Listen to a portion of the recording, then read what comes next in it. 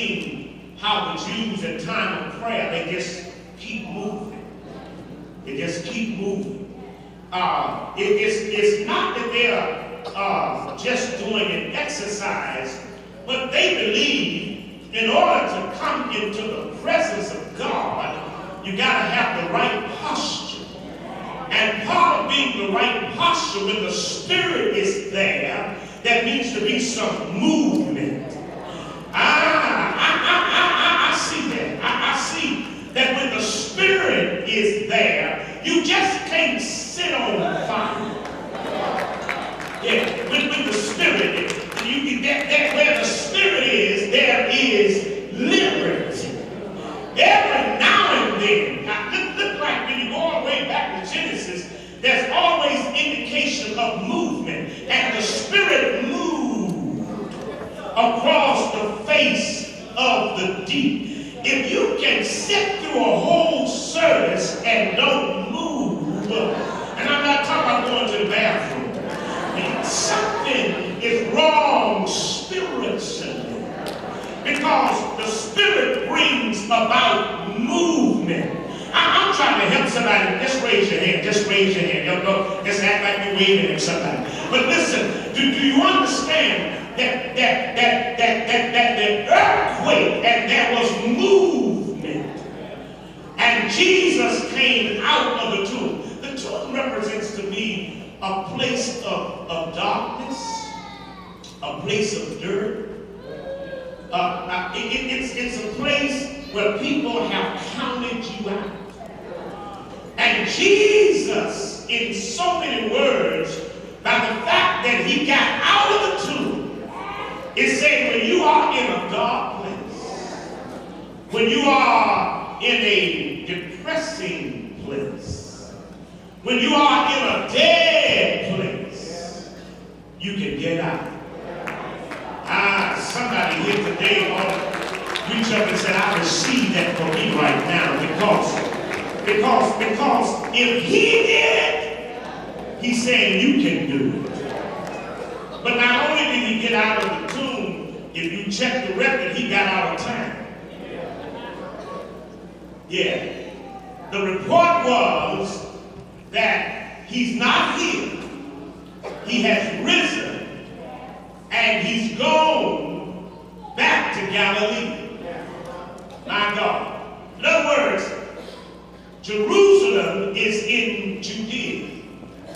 But he gets out not only of the tomb, but he gets out of town. I'm going to say this, and you don't have to like it. But I'm going to tell you right now, some of you are not going to do better until you get out of town.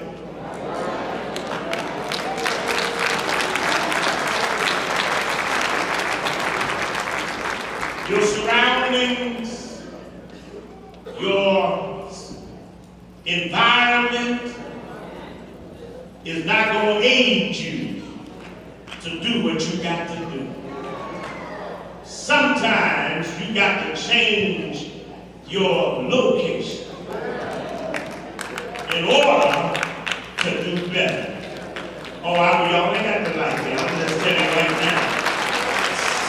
Some of you are in a town like Jerusalem. Do y'all remember when Jesus came to Jerusalem? They talk about how they began to praise the Hosanna, the Son of David, all of that. That did happen, but also there's a report that Jesus also came during that week and he wept over Jerusalem. He wept over Jerusalem because he saw destruction down the road. He saw that this city that had such a rich history, a place that is noted and recognized, he saw that destruction was on the way. And in the year of 70 A.D., Jesus died around 33 A.D., but in 70 A.D., the Jerusalem fell. The Romans came and took over. And even now, what we call the Wailing Wall is the wall that many believe was connected to the Holy of Holies. And that's why they go there and they do their prayers, because they believe that they still have contact with God everywhere they walk. And so Jesus gets out not only of the tomb, but he also gets out of the temple. Yeah, I'm going to say it one more time. Some of you not going to get better until you get out the place where you are. Some of y'all may not have to get out of town, but you got to get out where you are. Because the place where you are is destructive. Not just physically, but mentally and emotionally. I don't care who you are, you need somebody to encourage you. And when you got to deal with folk that keep on putting you down, making you feel like you're nothing and nobody, I'm giving you your transfer slip. It's time to move on. All y'all ain't gonna get it. Well, he got out of time. And he got out of the tomb. But the good news is that he didn't get out of touch.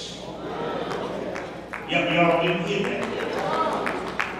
Notice that the angel says he's not here. And go tell the disciples. One verse said, tell the disciples and Peter. Peter was the one that had messed up. Peter was the one that had the audacity to say to the Lord, if everybody else leave you, I'm going to leave you.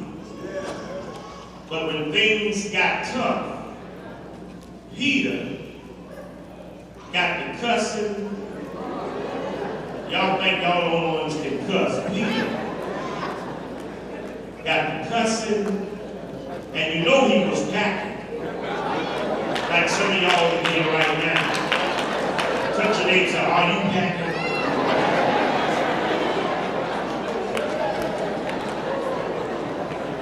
Peter would cut you and cuss you. If he would. And yet Jesus had him on his team. I ain't mad. I'm glad I got a few Peters around here. Just in case somebody act up. I got a few around here that don't mind laying hands on the sick.